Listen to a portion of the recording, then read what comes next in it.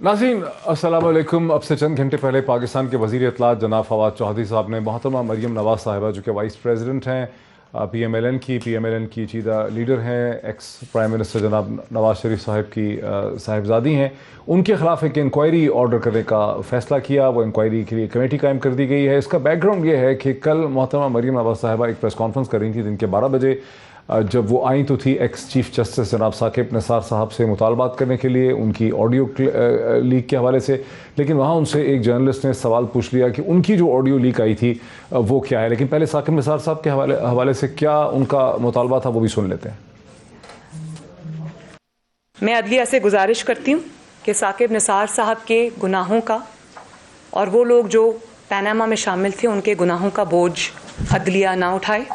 वो साकिब निसार जो कि हर तरह से इबरत के निशान बन चुके हैं, हम नहीं चाहते कि साकिब निसार के दामन पर जो छींटे हैं वो आज अदलिया के किसी भी जज के दामन पर वो छींटे नजर आए। साकिब निसार शायद आज ना बता सकें कि किसने उनको ये सब करने में मजबूर किया था, लेकिन इसमें बहुत सारे लोगों के लिए इबरत है।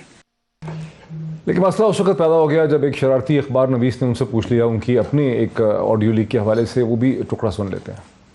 के नाम लेकर उनको इख्तियारात रोकने का थैंक यू, लेकिन मैं ये नहीं कह रही कि वो जोड़ जोड़ के बनाई हुई है या वो मेरी आवाज़ नहीं, वो मेरी आवाज़ है। ये वो ऑडियो लीक थी जिसमें मोहतरमा मरियम नवाज साहिबा ने 92 न्यूज़, ARY, समा और 24 चैनल के इश्तिहारात रोकने की बात की थी। उसके चंद घंटे बहुत जल्दी रिएक्शन हुआ वज़ारत इत्तलात की तरफ से और फवाद चौधरी साहब ने ये इल्ज़ाम लगाया कि 18 अरब रुपए से ज़्यादा के इश्तिहारात जो हैं वो मीडिया को बांटे गए। PMLN की हुकूमत में उनकी तहकीकात के लिए कमेटी बना दी गई है। उसमें मरियम नवाज साहिबा के ऊपर इल्ज़ाम भी है कि उन्होंने इस पूरे प्रोसेस को इन्फ्लुएंस किया। अगर एक तरफ ये है तो पैसों की ये बात है, तो दूसरी तरफ एहसन इकबाल साहब ने अब से चंद घंटे पहले एक प्रेस ब्रीफिंग की, प्रेस टॉक की, जिसमें उन्होंने इल्ज़ाम लगाया कि जब हुकूमत आई थी तो 25,000 अरब रुपये के कर्ज़े थे, लेकिन इमरान खान हुकूमत ने 3.5 बरस में इन्हें 41 या 42,000 अरब के कर्ज़ों में कन्वर्ट कर दिया है।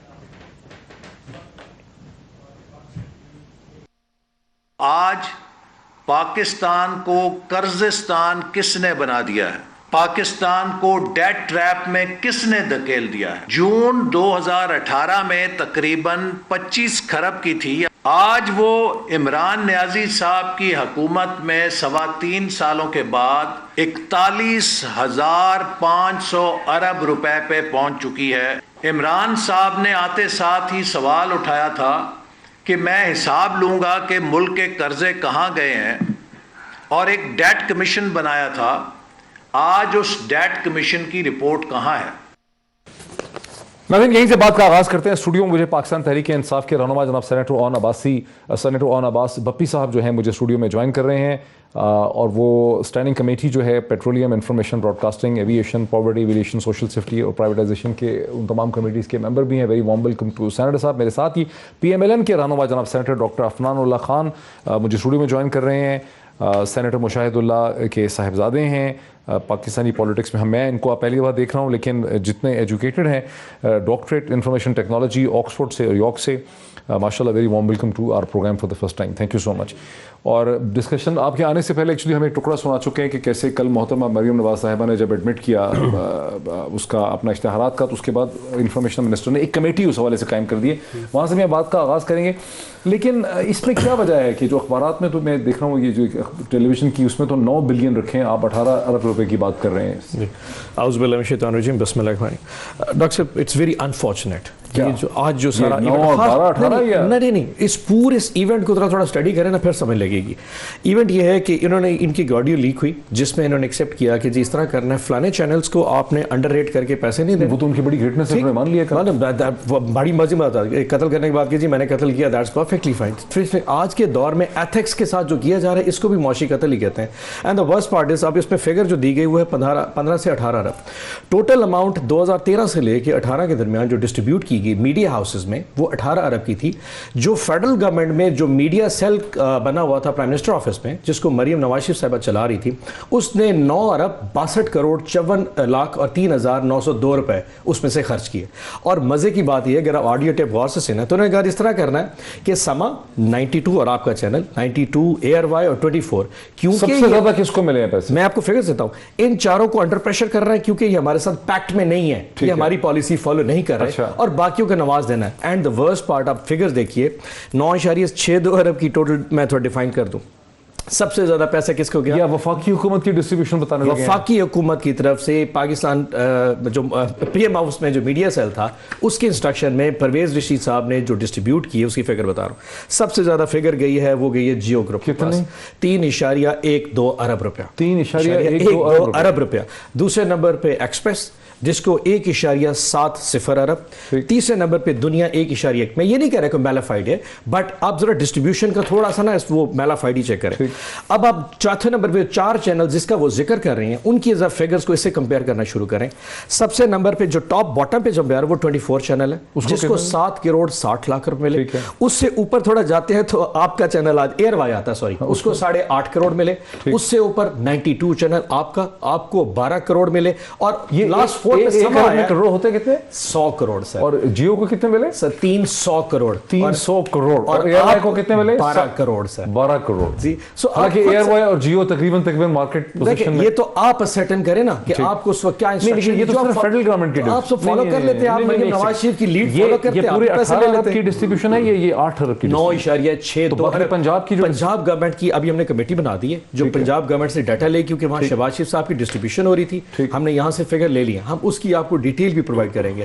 But See, this is unfortunate कि आप एक गवर्नमेंट तो की करेंगे क्या? कमेटी क्या करेगी? कमेटी कभी किसी चीज का तो हल ही नहीं। जी आपने जिस पे जो डिस्क्रेशन इस्तेमाल किया in spending the public money on the news channel, तो केसेस खुलवाएंगे आपको? सी अब ये देखते हैं कि इसके ऊपर पब्लिक डिस्क्रेशन के ऊपर कौन सा लॉ अप्लाई होता है, that has to be seen. But कम से कम और कुछ नहीं, एथिकल कोड तो अप्लाई होगा, एटलीस्ट पाकिस्तान की कौम को पता तो चलेगा। लेकिन मरियम नवाज पार्लियामेंट में एथिकल कोड क्या? सही मजे की बात ये दैट्स द वर्स्ट पार्ट कि मरियम नवाज पर्सनल कैपेसिटी में पीएम हाउस में बैठ के पाकिस्तान मुस्लिम लीग का मीडिया सेल चला रही थी और उनकी इंस्ट्रक्शन के ऊपर ये पैसे डिस्ट्रीब्यूट हो रहे थे।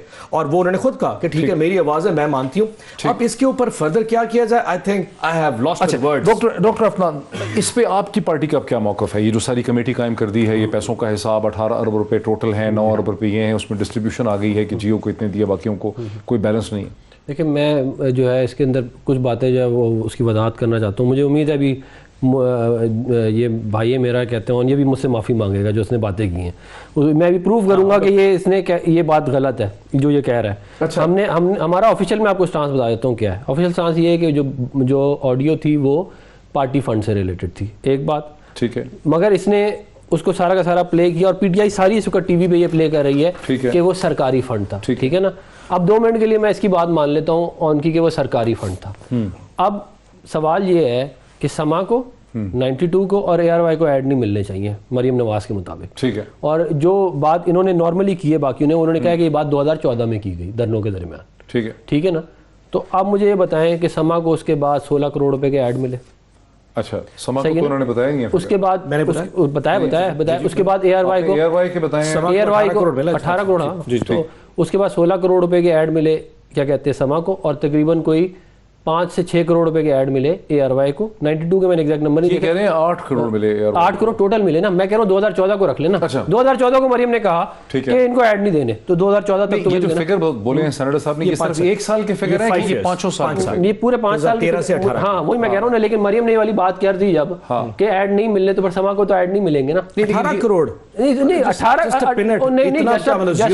नहीं यार, आप क्या कैसी बात है। आपने ये बात खुद देखे ना। हमारा ऑफिशियल स्टांस ये है कि ये पार्टी फंड से आपने उसको प्ले करा। इसी पे जवाब दे दो। एक मिनट रुक जाओ। आपने उसको प्ले किया और कहा सरकारी फंड है, ठीक है ना। हमने कहा कोई बात नहीं। अब मैंने आपको ये बात प्रूफ कर दी। 2014 में मरियम ने मिसाल के तौर पे ये कहा कि ये इनको नहीं देने, तो उसके बाद 15 में भी फंड मिले, 16 में भी फंड मिले, 17 में भी मिले, 18 में मिले। देखिए ना, समा को भी मिले, एआरवाई को भी मिले, 92 को भी मिले। अब जरा 2 मिनट के लिए मैं आपको एक और बात बताऊं। इन्होंने जो फंड दिए उसकी बात नहीं कर रहे हैं, अपनी कहानी भी। तो आपने जो 2018 के बाद से फंड दिए उसकी कहानी बताइए आपने। मैं जवाब दे दूं जब आप ये फिनिश्ड। अच्छा, मैं एक चीज समझना चाहता हूं कि अगर जियो को 3 अरब से ज्यादा मिले, जो 300 करोड़ बन जाते हैं, और एआरवाई जो बिल के उसके नेक टू नेक है उसको अगर सिर्फ 8 करोड़ मिले 5 साल में, तो ये तो 8 को 8 हो तो 96 बनते हैं, तो ये कितना बन गया?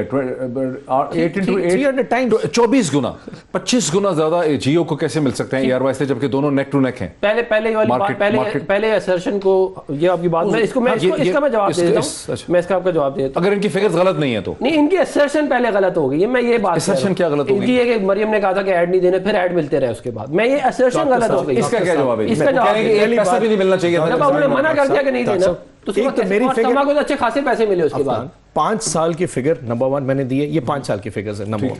नंबर 2, ये तो नहीं हो सकता कि पैसे नहीं देने, जीरो कर दिया जाए। कैसे नहीं हो सकता जब मना कर दिया? 18 करोड़ या मना कर दिया यार, आपने 7.5 करोड़ एयरवाई को दिए फॉर एग्जाम्पल, 8.5 करोड़ दिए टोटल हमने। अच्छा फॉर एग्जाम्पल 5 साल में, तो उसके मुकाबले में किसी को 1 अरब दे दिया, नहीं तो ये डिस्पैरिटी है। चले तो समा को ले लेना, ये डिस्पैरिटी है, डिस्पैरिटी की बात नहीं, 18 करोड़ को। पहले आपने ये कहा कि नहीं देने। अच्छा दूसरी, अगर तो ऑडियो ठीक है तो फिर तो कोई ऐड नहीं मिलेगी, लेकिन असर्शन पे रहे ना, आप जीरो पे ले जाते। नहीं, मैं नहीं जीरो पे लेके जाता। देखिए, मैं इतना तो फेस सेविंग तो आप ये कह रहे हैं कि जीरो कर नहीं सकती थी, मैं ये कह रहा हूं कि ऑडियो है ही नहीं। अच्छा दूसरी बात के बारे में, फंड्स के बारे में ऑडियो है ही नहीं, ऑडियो है पार्टी फंड्स के बारे में। एक सेकंड, ये इसको प्ले कर रहे हैं सरकारी फंड्स के बारे में, इसी बात पे टक लगाते हैं। ये बात है गलत, क्या कहते हैं डॉक्टर साहब? इसी बात पे टक लगाते हैं। अगर आप समझते हैं कि 9.62 अरब मरियम नवाज शरीफ ने पाकिस्तान मुस्लिम लीग नून के फंड में से इस्तेमाल किए, आपकी 5 साल के, कैसी बातें अगर आप कह रहे हैं तो 5 साल के रिटर्न में, उस ऑडियो में 9.62 की बात हुई हुई है।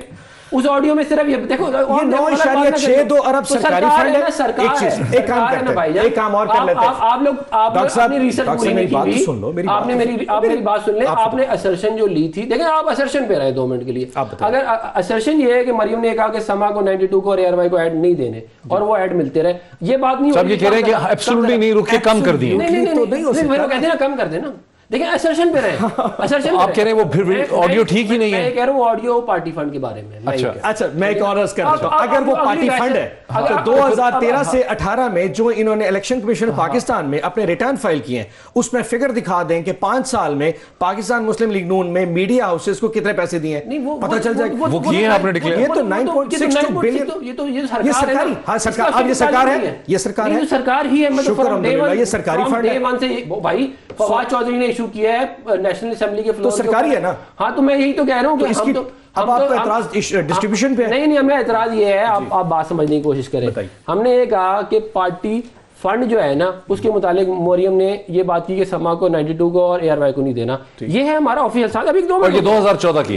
देखिए सेनेटर साहब ये कह रहे हैं कि जब मरियम साहिबा ने ये कह दिया कि नहीं दे रहे हैं, तो फिर 1 रुपया भी नहीं जा सकता था अगर वो बात सही होती, इसलिए वो पार्टी फंड का कह रही है। नवंबर 2015 में डॉन ने न्यूज की थी कि स्पेशल मीडिया सेल है जो मरियम नवाज शरीफ साहिबा पीएम ऑफिस चला रही हैं और उसके थ्रू फंड्स डिस्ट्रीब्यूट हो रहे हैं। अब वो किसी को फोन पे कह रही हैं कि इनको पैसे नहीं देने, ये 13 में कहा या 14 में कहा, मैं 14 ज्यूम कर लेता हूं। 14 से 18 के दरमियान अगर किसी को साल का 3-3 करोड़ भी दिया जाए तो 7 करोड़ तो बन जाएगा, 8 करोड़ बन जाएगी, ठीक। और अगर किसी को 25 या 50 करोड़ जा रहा है तो वो भी पता चल जाएगा। सो इतनी डिस्ट्रीब्यूशन की जो डिस्पैरिटी है, हाँ वो कह रहे हैं कि जो मीडिया हाउस इनकी पॉलिसी को फॉलो नहीं कर रहा था, उनके साथ अनफेयर एडवांटेज इन्होंने ऐसा किया कि वो मैशत और बैठ जाए, and probably that happened to your institution. ठीक है। अच्छा, मैं कंस्ट्रक्शन और अब उसके हवाले से भी चूंकि प्राइम मिनिस्टर ने बात की, उस पर भी आना चाहता हूं, और जो चेयरमैन एक्स चेयरमैन हैं आबाद के, वो भी हमें ज्वाइन कर सकेंगे, मोहम्मद हसन बख्शी। लेकिन अभी नहीं, कुछ मिनट आपको, बख्शी साहब आप हमारे साथ हैं, जरा डिस्कशन को देखिए। मैं आपसे भी बात करता हूं, पहले इस इशू को मैं निपटा लूं। इस्लाम साहब मुझे थोड़ा सा ये पहले क्लैरिफाई कर दें कि ये हम कैसे एक्सप्लेन करें कि 5 बरस में 2 चैनल जो बिल्कुल नेक टू नेक हैं 2013 के बाद से, बिल्कुल मार्केट पोजीशन उनकी मीडिया में एक जैसी है, एक को वफाकी हुकूमत के 300 करोड़ से ज़्यादा मिलते हैं और दूसरे को वफाकी हुकूमत के 8-8.5 करोड़ मिलते हैं। मार्केट की तो कोई इसमें सेंस प्रिवेल नहीं कर सकती। ये तो फिर ये इतना अजीब डिसीजन कैसे हो सकता है? ये आपका सेपरेट क्वेश्चन है। नहीं, उसी के अंदर से निकला क्वेश्चन है, क्योंकि आप कह रहे हैं कि ये नहीं, मैं उससे जुड़ा हुआ क्वेश्चन है, इसलिए कि आप कह रहे हैं कि मोहतरमा मरियम नवाज साहिबा ने जो कुछ कहा उसका सरकार के पैसों से ताल्लुक नहीं था, हमारी पार्टी के अपने पैसों से, तो फिर सरकार के पैसों पर इतना अजीबोगरीब असर कैसे हो गया उसकी डिस्ट्रीब्यूशन? नहीं, वो ये है कि अब आप ये कह रहे हैं कि सरकार के जो पैसे, मैं ये कह रहा हूँ कि उसके ताल्लुक है, मैं ये कह रहा हूँ कि अगर ताल्लुक ना होता तो इतनी डिस्क्रिपेंसी कैसे हो सकती है 2 चैनल्स में जो एक हुकूमत के? अभी ये बात हो रही है कि जो हमारी पॉलिसी थी जिसके थ्रू हमने पैसे डिसबर्स किए, उसके अंदर इतनी डिस्पैरिटी क्यों थी? ये वाली बात होगी। 92 को 92 को कम दिए 12 करोड़ मिले हैं और वो अब मैं आपको बता दूं, मैं 8 होते हैं 96। मैं ये कहता हूँ, मेरी बात सुने, मैं ये कहता हूँ कि नियो जो है वो इतना बुरा चैनल नहीं है, उसको इन्होंने 93 लाख रुपए दिए हैं और इन्होंने जो है वो खाते में नहीं है ना, चले मैं पहले 10 चैनल्स की बात मैं और दुनिया को इन्होंने जो है वो 48 करोड़ रुपए दिए, किस खाते में दिए? मैं ये सवाल है ना, दुनिया की पोजीशन है। ठीक है, तो फिर जियो को अभी कितने दिए इन्होंने जियो को दिए हैं तकरीबन, जियो तीसरे नंबर पे है। कितने दिए हैं इन्होंने जियो को दिए हैं 46 मिलियन। नहीं 46 मिलियन या 46 करोड़? 46 मिलियन। नहीं, ये इनके ये इनकी फिगर हैं, जो ये मैं सुन ले, ये फिगर नहीं 460 मिलियन ये है, सुन ले 18 अगस्त 46 करोड़ है। सुन ले मेरी बात, 18 अगस्त मेरे ख्याल में ये फिगर, लेकिन मैंने फिगर नहीं देखी, ये देख रहे हैं। 18 अगस्त 2018 से हाँ 31 दिसंबर 2019 तक कितने करोड़ है? ये 46 मिलियन है जो जियो को दिए तो 4 करोड़ 60 लाख हो गए ना तकरीबन एक साल में। नहीं तो 14 महीने नहीं, अगर जियो को 4 करोड़ 60 इन्होंने दिए हैं तो दूसरे को 48 तो नहीं दिए होंगे, वो देखें तो सही। नहीं यही लिखा है, वो थोड़ा यही लिखा है, confusion मुझे ये नहीं, मैं मोबाइल छोटा है, मैं आपको जूम करें, आपकी मैं आपको शेयर अंदाजा कर है आपको कि पिछले I don't have the figure, I don't have मेरे पास फिगर है आपकी, मैं निकाल के लाया हूं। नहीं, क्योंकि मैंने कल ये सुना है कि मैंने कि हमने दिए ही 2,500 इंफॉर्मेशन मिनिस्ट्री आपको दे सकती है। मैं ये फिगर मैं डॉक्टर साहब गवर्नमेंट ऑफ पाकिस्तान के टेम्पलेट के ऊपर हम पे है। सबसे बड़ा इल्जाम क्या है कि हमने मीडिया हाउसेस को फंड नहीं दिए, हमने इश्तिहार नहीं दिए, यही था ना, मीडिया हमसे नाराज थे, इनकी भी हम disparity है, बिल्कुल छोटा मैं कह रहा हूं स्क्वीज करके disparity लाए है। थे। और इतनी फेयर डिस्ट्रीब्यूशन यकीन करें उसमें मीडिया रेटिंग के हिसाब से, अगर ये कह रहे हैं कि हमने दुनिया को दिए जिसको इन्होंने भी पैसे नंबर 1 दिए, दुनिया तो दैट शोज द फेयरनेस कि हम हर बंदे को फेयर ही ट्रीट कर रहे हैं according to the media. Pro government भी नहीं है ना। नहीं, मैं तो ये कह रहा हूं कि दुनिया नंबर, आपने कहा था कि नंबर 1 जियो या एयरवाई, डॉक्टर साहब ये मान जाएं कि हमारी फेयर अप्रोच मैं है। कह रहा हूं जियो जो हुकूमत के साथ खड़ा था उसको 300 करोड़ से ज्यादा मिले, इसकी कोई एक्सप्लेनेशन समझ नहीं। जियो उस वक्त प्रो पीटीआई था। किस वक्त? जिस वक्त ये धरने वगैरह होते, सारे इनके धरने दिखाए हैं उन्होंने। ये तो ठीक आप इनके इमरान खान की खाली कुर्सियां, डॉक्टर साहब, इमरान खान की खाली कुर्सियां जियो ने दिखाई हैं, मैं खुद देख रहा हूं। जियो तो कभी भी नहीं था। नहीं ऐसी बहुत प्रो पीटीआई था, शुरू में था, बाद में इनकी दे फेल ऑफ, वो उसकी अलग कहानी है। लेकिन आई हैव नो आईडिया जी, मैंने नहीं देखा, हो सकता है डॉक्टर साहब ने देखा हो शायद। मुझे लेकिन आपकी जो असर्शन है ना मरियम नवाज के पार्टी, चले ये बड़ी डिस्कशन हो गई है, मैं इसको खत्म करूंगा, ब्रेक भी लेनी है। एक डिस्पैरिटी की वजह मैं और ही बता दूं। एक सेकंड डॉक्टर साहब, सो अगर डॉक्टर मरियम बीबी ने ये स्टेटमेंट दी है अपनी पार्टी फंड के हवाले से, सो महज इत्तफाक में ऐसा हुआ कि जिन 4 चैनल्स का नाम लिया उन्होंने पार्टी फंड के हवाले से, गवर्नमेंट के फंड में से भी उनको पैसे बिल्कुल लास्ट बॉटम उसके हिसाब से मिले। अच्छा, मैं एक ब्रेक ले लूं। मैं नाज़रीन ये इंतहाई तेज़ो-तुन डिस्कशन आपने देखी, मैं ब्रेक ले लूं और ब्रेक से पहले मैं ये जरूर कहूंगा कि अब हुकूमत की जिम्मेदारी बनती है, जो वजीर हमारे हैं इत्तलात के जनाब फवाद चौधरी साहब, उनकी मिनिस्ट्री की जिम्मेदारी बनती है कि जो सवालात अभी हमारे सामने उठे हैं डिस्ट्रीब्यूशन के, ईयर बाय ईयर ये डेटा पंजाब हुकूमत का और फेडरल गवर्नमेंट का 2013 से 18 तक और 18 से लेकर 21 तक वो उनको देना होगा। वो उसको लाएं, उसको प्रेस रिलीज इशू करें, उसको वेबसाइट के ऊपर रखें ताकि हमें पता चले कि 2013 और 18 के दरमियान में तनासुब क्या रहा है और 2018 से 2021 के दरमियान में तनासुब क्या रहा है। और ये बहुत इंपॉर्टेंट सवाल है बिकॉज पाकिस्तान की सियासत से इसका बड़ा गहरा ताल्लुक है। नाज़रीन ब्रेक लेते हैं और ब्रेक के बाद मैं बात करूंगा चेयरमैन, एक्स चेयरमैन जो है आबाद के association of Pakistan builders and developers, और उसका ताल्लुक है कि वज़ीर आज़म ने अब से चंद घंटे पहले कंस्ट्रक्शन के हवाले से जो बात की है उसमें बड़े चुभते हुए सवाल पैदा हो गए हैं कंस्ट्रक्शन के फ्यूचर के हवाले से। उस पर बात करते हैं आफ्टर द ब्रेक। नाज़रीन मीडिया के फंडिंग के हवाले से तो बहुत बात हो गई, उसका फैसला आप खुद कर सकते हैं, लेकिन अब से चंद घंटे पहले वज़ीर आज़म पाकिस्तान इस्लामाबाद में एक तकरीब से खिताब कर रहे थे जहां उन्होंने एक बार फिर ये कहा कि कंस्ट्रक्शन के साथ पूरी इंडस्ट्री जो है वो खड़ी है। उनके क्या एग्जैक्ट वर्ड्स हैं, छोटा सा एक टुकड़ा मैं आपको कंस्ट्रक्शन के हवाले से उनके कॉमेंट का सुनाता हूँ। जितना मैं ओवरसीज पाकिस्तानीज को जानता हूँ, सबसे ज़्यादा वो प्रॉपर्टी के ऊपर या वो रियल एस्टेट में या वो ये प्लॉट्स के ऊपर पैसा खर्च करते हैं। ये सबसे ज़्यादा इन्वेस्टमेंट आती है हमारी प्रॉपर्टी के अंदर। उसमें हम पहले तो ये मदद कर रहे हैं कि रोशन डिजिटल के ज़रिए वो डायरेक्ट प्रॉपर्टी ख़रीद सकते हैं। उनके लिए ये भी होगा कि वो जो प्रॉपर्टी ख़रीदेंगे वो होगी, बैंक्स पहले देख चुके होंगे कि वो प्रॉपर्टी ब्लू चिप हो, यानी उनसे कोई फ्रॉड ना हो वहाँ। नाज़रीन, आपने सुना कि वज़ीर आज़म अभी भी बड़े पुरुमीद हैं कि प्रॉपर्टी में और रियल एस्टेट की मार्केट्स में पैसा आएगा, लेकिन सूरत हाल ये है कि सीमेंट की कीमतें तकरीबन 2 लाख रुपए पर मीट्रिक टन पे हैं। सॉरी, सीमेंट कह रहा हूँ, स्टील की, और बहुत तेज़ी से इजाफा हुआ। सीमेंट की भी यही सूरत हाल है, बिचुमिन की भी यही सूरत हाल है, और प्रॉपर्टी मार्केट और कंस्ट्रक्शन जो है वो ग्राइंड टूवर्ड्स अ हॉल्ट की तरफ जा रही है। आबाद association of builders and developers के एक्स चेयरमैन जनाब हसन बख्शी साहब इस वक्त मेरे साथ हैं। बख्शी साहब, वज़ीर आज़म को पता नहीं है, क्या वजह है? वज़ीर आज़म किसी डिस्कनेक्ट में तो नहीं है कि इस वक्त मार्केट में क्या सूरत हाल है कंस्ट्रक्शन की? बिस्मिल्लाहिर्रहमानिर्रहीम। देखिए, इसमें कोई दो राय नहीं है कि जितना इस वजीर आजम ने हाउसिंग और कंस्ट्रक्शन के लिए पाकिस्तान में काम किया और फोकस होकर काम किया है, उतना शायद तारीख में इसकी मिसाल नहीं मिलती। अच्छा। और बहुत से रेगुलेटरी प्रॉब्लम्स को इन्होंने हल किया है।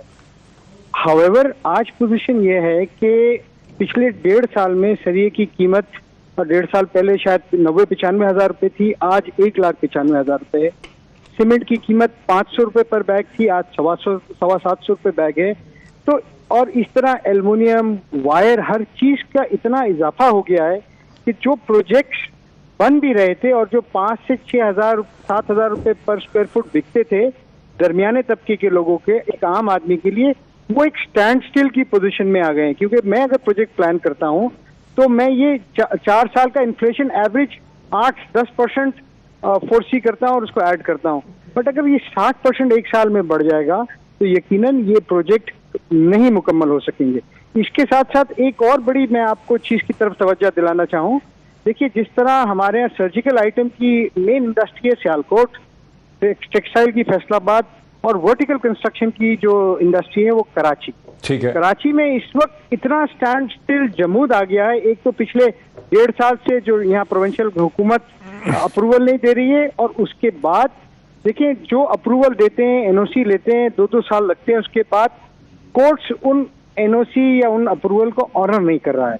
तो एक ऐसी कैफियत आ गई कि किसी को ना खरीदार को यकीन आ रहा है, ना बनाने वाले को यकीन आ रहा है, लिहाजा मार्केट बंद हो गई। और मैं आपको थोड़ी आपके चैनल के थ्रू एक ब्रेकिंग न्यूज दूं।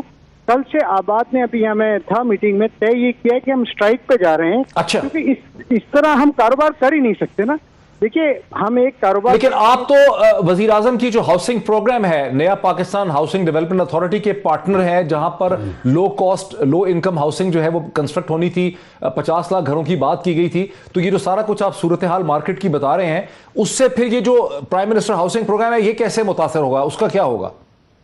देखिए, प्राइम मिनिस्टर, मैंने आपसे पहले इसमें कहा कि प्राइम मिनिस्टर की ख्वाहिश है, तो ग्राउंड, और जैसे आपने मुझसे पहले भी पूछा कि प्राइम मिनिस्टर इल्म में है इस बात के, बिल्कुल प्राइम मिनिस्टर साहब ने आज भी मीटिंग कंडक्ट की है और उनको मालूम है कि एग्जॉर्बिटेंट प्राइसेस बढ़ गए हैं स्टील और सीमेंट के, और हमें ये यकीन दहानी दिलाई जा रही है कि हम इसका मसला रिजॉल्व करते हैं। जो रेगुलेटरी ड्यूटी लगाई गई थी 2016-17 में to protect the local industry, जब $600 इंटरनेशनल मार्केट में सरिये की कीमत गिर के $250 हो गई थी, तो आज वो $750 है इंटरनेशनल मार्केट में। तो ये रेगुलेटरी ड्यूटी हटनी चाहिए, वरना जिस मुल्क की आवाम, मैं यूरोप की बात कर रहा हूँ, वहाँ $25,000 पर कैपिटा इनकम है, हमारे पास $1,500 है। यहाँ पर सरिया 1,95,000 का और वहाँ मिल रहा है 1,20,000 रुपये टन का। वहाँ सीमेंट हमारे लोग एक्सपोर्ट कर रहे हैं पाकिस्तान के $450 रुपये बैग, और पाकिस्तानी कंज्यूमर जिसकी पर कैपिटा इनकम अगेन मैं कहूँ $1,300 है, वो खरीद रहा है 750 750 रुपये में। तो इन कीमतों पे तो देखिए लो कॉस्ट हाउसिंग एक ख्वाब रह जाएगा, सही नहीं बन सकेगा ये। मैं तो कहता हूँ लो कॉस्ट। तो क्या, बस लास्ट क्वेश्चन है, क्विकली मुझे बताइए, वजीर आजम के special assistant to prime minister Pakistan senator Aun Abbas मेरे साथ हैं, क्या करना होगा वजीर आजम को कि हाउसिंग का प्रोग्राम सर्वाइव करे? देखिए, वजीर आजम ने ये रेगुलेटरी ड्यूटी जो अनड्यू प्रोटेक्शन लोकल मैन्युफैक्चरर्स को दिया हुआ है पिछली हुकूमत ने, कार्टेल्स बने हुए हैं और कार्टेल्स पे छापे भी लगे, पर वो जाके कोर्टों से स्टे ले लेते हैं। ठीक। तो मैं ये समझता हूँ इन्होंने ये रेगुलेटरी ड्यूटी हटानी पड़ेगी ताकि एक कॉम्पिटिटिव एनवायरनमेंट पैदा हो। ठीक है। इस वक्त तो बिल्कुल कंपटीशन नहीं। बहुत शुक्रिया हसन बख्शी साहब, एक्स चेयरमैन जनाब association of builders and developers Pakistan, अपना मौकफ दे रहे थे बढ़ती हुई कीमतों के हवाले से। आप प्राइम मिनिस्टर के स्पेशल एडवाइजर हैं, मुबारक हो आपको, लेकिन क्या करेंगे स्पेशल असिस्टेंट साहब? देखिए डॉक्टर साहब, ये आपका प्लान था, विजन था, वो मानते हैं सब। आपने मॉर्गेज मार्केट खड़ी की, आपने फोरक्लोजर लॉ को यहाँ पे अप्रूव करवाया, बैंक्स को स्टेट बैंक ने मजबूर किया कि रेजिडेंशियल स्कीम्स के लिए 5% पैसा रखेंगे। 382 अरब रुपया इस साल पाकिस्तान पाकिस्तान के कमर्शियल बैंक्स कंस्ट्रक्शन के लिए दे रहे सबसे हैं, बड़ी ये चीज़ पहली दफा हुआ था, लेकिन ये साथ ये प्राइसेस आप कंट्रोल लेकिन नहीं अक्सर ये कर, जो कंपटीशन कमीशन क्या कर रहा है? सबसे मुश्किल जो काम था ना वो ये आखिरी वाला था, बैंकों को मजबूर करना, जितने भी यहाँ बैंक्स है कि जी आप ये छोटे जो लोन्स है ना, स्पेशली एसएमई लोन्स है ना और हाउसिंग के लोन्स है, मॉर्गेज लोन देना शुरू करें। जो साल का टारगेट इनकी रखा जाता, स्टेट बैंक एलोकेट करता था, वो कभी भी इसको एक्सरसाइज नहीं करते थे। At least they are doing 380 billion इस साल डिस्ट्रीब्यूट हो गया। अब इंटरनेशनल मार्केट प्राइसेस कोविड के बाद डेली बेसिस पे इवॉल्व हो रही है, ये हम इसको फोर्स ऐसे नहीं कर रहे होते। अब आरडी अगर रेगुलेटरी ड्यूटी 2015-16 में सिर्फ इसलिए लगाई, अगर उस वक्त लगी थी तो उसकी अभी वजह थी आपने लोकल इंडस्ट्री सेव करना था।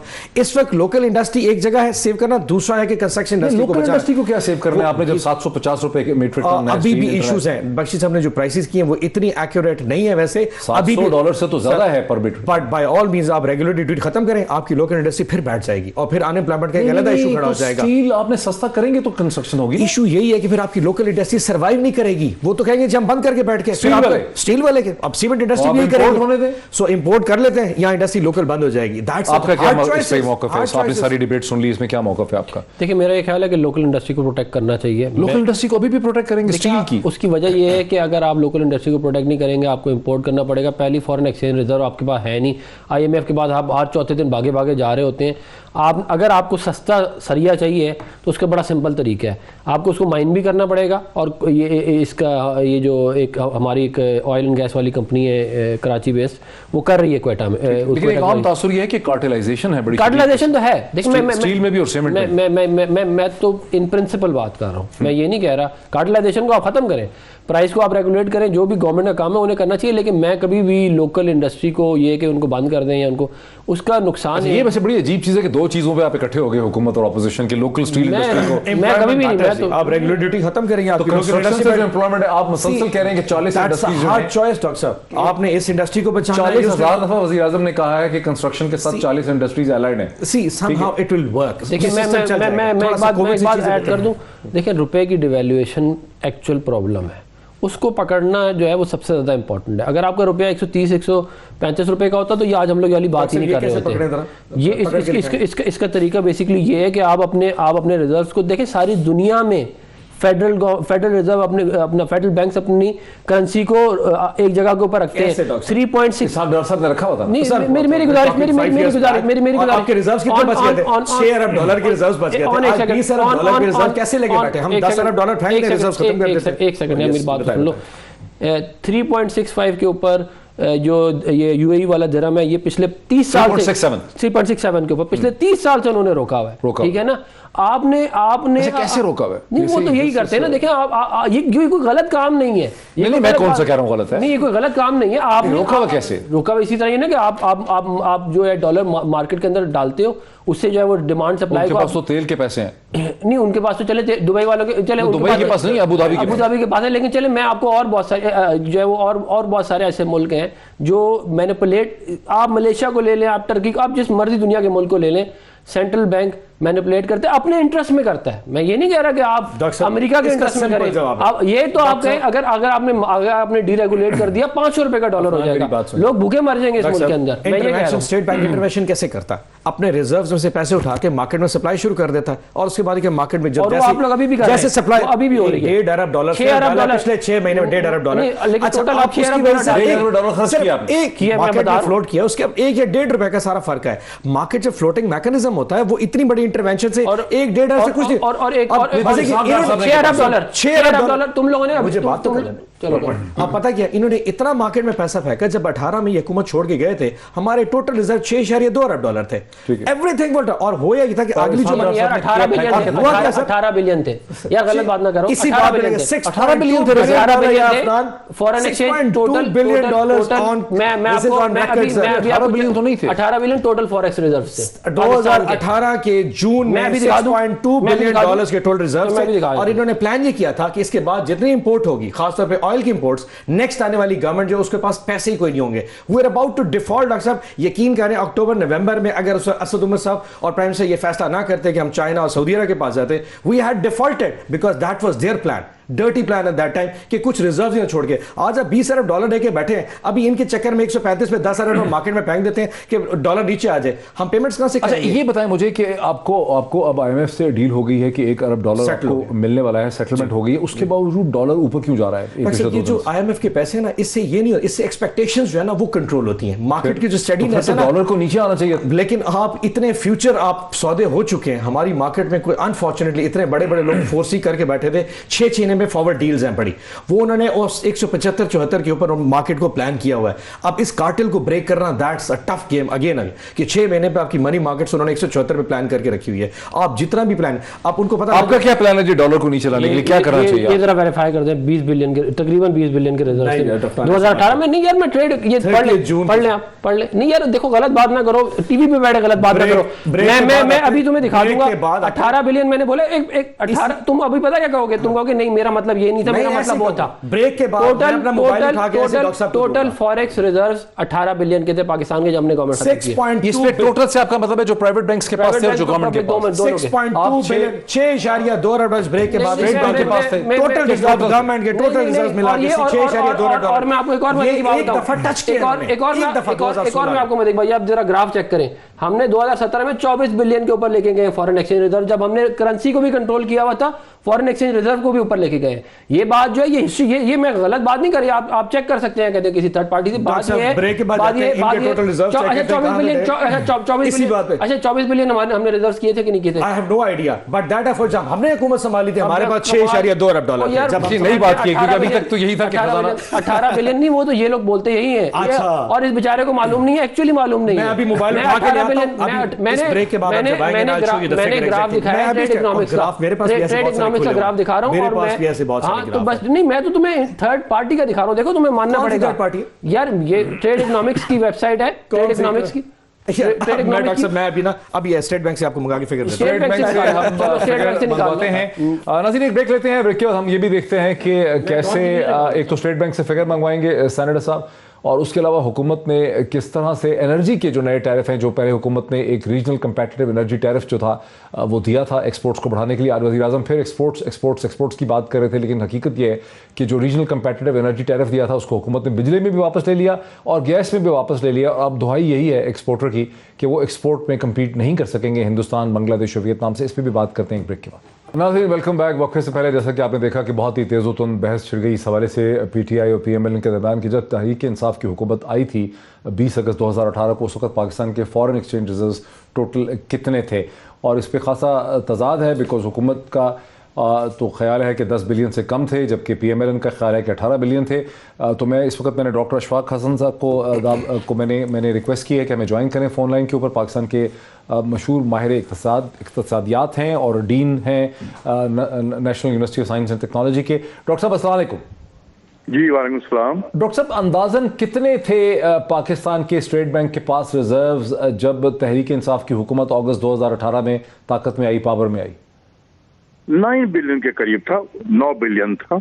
9 बिलियन। मैं जरा पढ़ के सुना देता हूँ। Net reserves held by state bank 7.285 billion और net reserves held with other banks is 7.196। वही कह रहे हैं जो डॉक्टर साहब कह रहे हैं। 15 बिलियन तो वो डॉक्टर साहब भी वही कह रहे हैं। तो डॉक्टर साहब बाकी फिर पैसे जो थे वो कमर्शियल बैंक्स के पास थे। कमर्शियल हुआ तो यही अब तुमने घुमा दिया ना, अब घुमा दिया ना, तो तुम्हारे भी 22 बिलियन दोनों मिला के। तो डॉक्टर साहब इस वक्त अंदाजन कमर्शियल बैंक्स के पास भी अलग पैसे होंगे? हाँ क्योंकि मैं तो कहीं देखता हूँ कि 30 बिलियन से ज्यादा का फिगर कोट होता है अखबारों में। जब भी स्टेट बैंक ठीक है रिजर्व अपना नंबर वीकली जब रिलीज करता है, ठीक है, तो उसमें 2 कॉलम होते हैं। एक होता है SBP रिजर्व जिसका मैंने कहा कि 9 बिलियन के करीब था, ठीक है। दूसरा होता है commercial bank reserve with State bank, ठीक है, तो वो कोई 6-7 बिलियन के करीब था।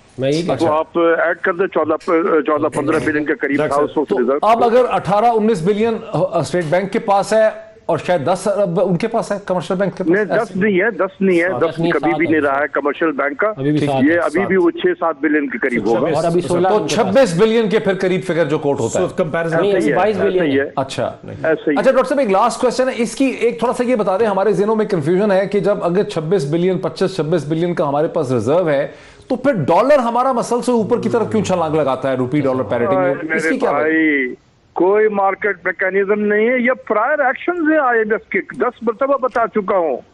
ये IMF के प्रायर एक्शन है। उन्होंने कहा है कि जब आपकी टीम वाशिंगटन में आए तो आपका एक्सचेंज रेट 172 173 होना चाहिए। तो हमने 152 से धड़ाधड़ सफर शुरू कर दिया।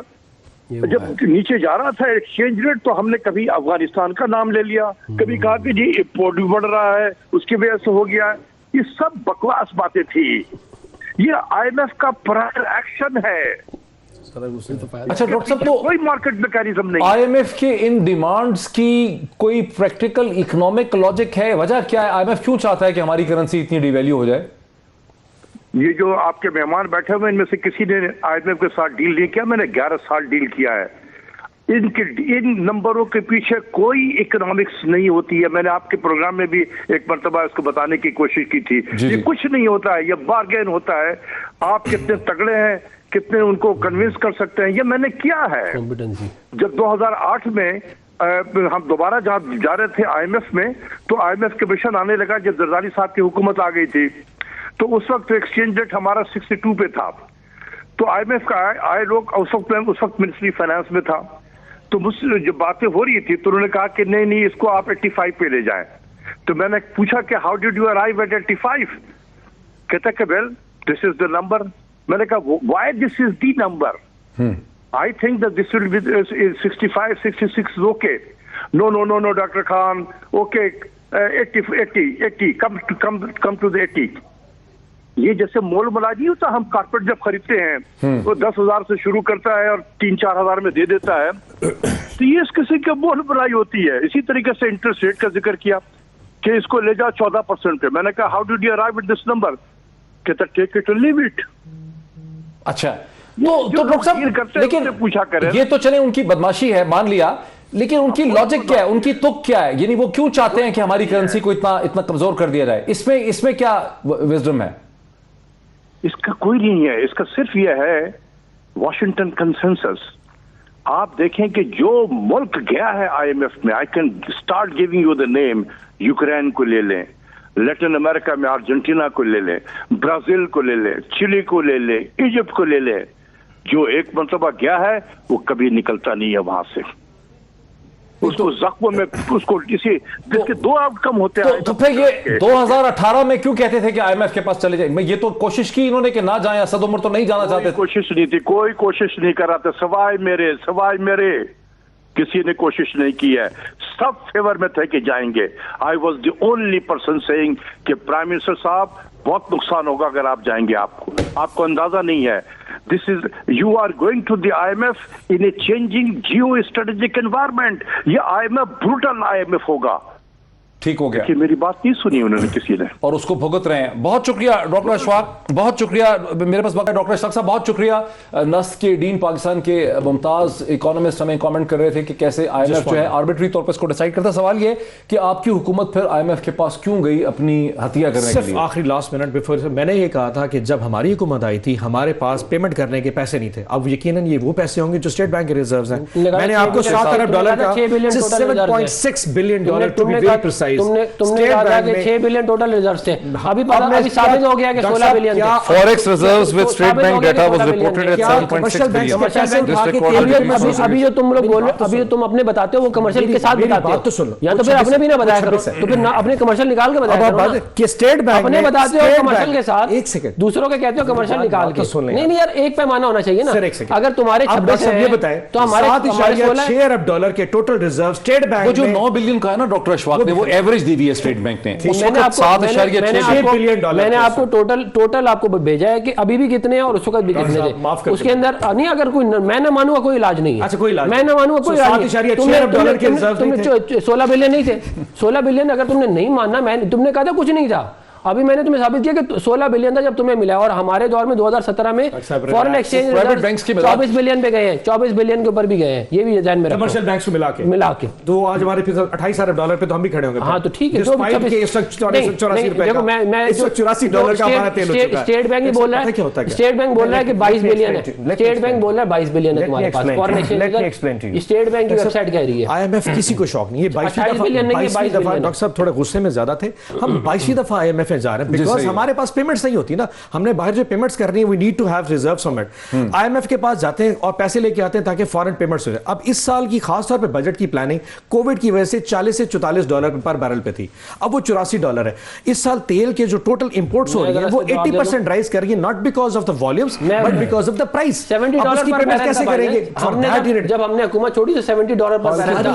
दरमियान में तो बहुत कम रहा है नहीं, लेकिन तो अभी पिछले साल इनका भी कम था, पिछले साल माइनस में चला गया था। साल के लिए तो आप मुझे $23 पर सही कम था, कोविड में कम था, कोविड में कम था। $70 पर बैरल हमने छोड़ा है, 23 हमने 70 जब हमने छोड़ा तो $70 पर बैरल 2.5 साल तक इन्होंने एंजॉय और किया। यार हमारे पास तो सिर्फ शायद 6 महीने के लिए कोविड में आया था, में भी गया कोविड में 1 महीने के लिए। लेकिन जरा प्राइम मिनिस्टर ऑफ पाकिस्तान ने आज एक्सपोर्ट्स के हवाले से जो बात की वो मुझे टुकड़ा सुनाए जरा, एक्सपोर्ट्स के हवाले से वजीर आजम का क्या कहना था?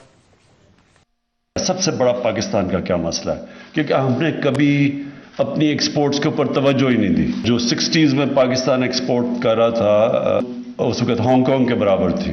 कोई सोच भी नहीं सकता था कि 60s में पाकिस्तान किधर था और सिंगापुर किधर था, और आज सिंगापुर की एक्सपोर्ट्स गालिबन $300 अरब से ज़्यादा है। हमारी ये हाईएस्ट एक्सपोर्ट्स होंगी इस साल। उसके बावजूद बाकी जो इकोनॉमीज हमारे साथ चल रही थी आज से 50-60 साल पहले, वो किधर पहुंच गई हैं, पाकिस्तान किधर है, क्योंकि हमने तवज्जो नहीं दी एक्सपोर्ट्स। अब मसला यह है कि हुकूमत ने जो रीजनल कंपेटिटिव एनर्जी टैरिफ दिया था जिसकी वजह से एक्सपोर्ट्स बढ़ रही थी बहुत हद तक, क्योंकि टेक्सटाइल ही मेन उसमें एक्सपोर्ट था, वो हुकूमत विड्रॉ कर चुकी है। बिजली पे भी, गैस पे भी। कल हमने चेयरमैन एप्टमा जो हैं उनसे हमने बात की थी, उनका कमेंट भी सुन लेते हैं। मिनिस्ट्री ऑफ एनर्जी ने गैस नहीं खरीदी टाइम पे, जो कि $4 पे अवेलेबल थी। वो $4 की खरीद के हमें $6.5 की बेच सकते थे। ये प्योर नेग्लिजेंसी है मिनिस्ट्री ऑफ एनर्जी की, और वो आज इस जो हमसे वादा किया था बजट में भी और PTI की हुकूमत ने भी कि हमें कंपैरेटिव एनर्जी मिलेगी, उससे वो पीछे हट गए हैं। We have sold our goods for the whole year, we have made investments इस बेस पे कि हमारी एनर्जी पॉलिसी इज कंसिस्टेंट। लेकिन 2 महीने गुजरे नहीं बजट को, तो वो they went back on their word. Commerce के आप आदमी हैं, पढ़े लिखे, सही वक्त पे आपकी हुकूमत ने फैसले नहीं किए, ना पेट्रोलियम को आपने सिक्योर किया ना गैस को सिक्योर किया। ये अब सूरत हाल है। इस एक्सपोर्ट से एक चीज याद रखिएगा, ये कोविड की प्लानिंग कोई भी दुनिया में नहीं कर सकता था। इस वक्त कनाडा में हेज फाइनेंसिंग तो करते हैं सर, कनाडा के अंदर 8 लाख घरों में अगर इस वक्त बिजली नहीं है तो वो मेरी को पॉलिसी की वजह से या हमारी कोई इश्यूज है।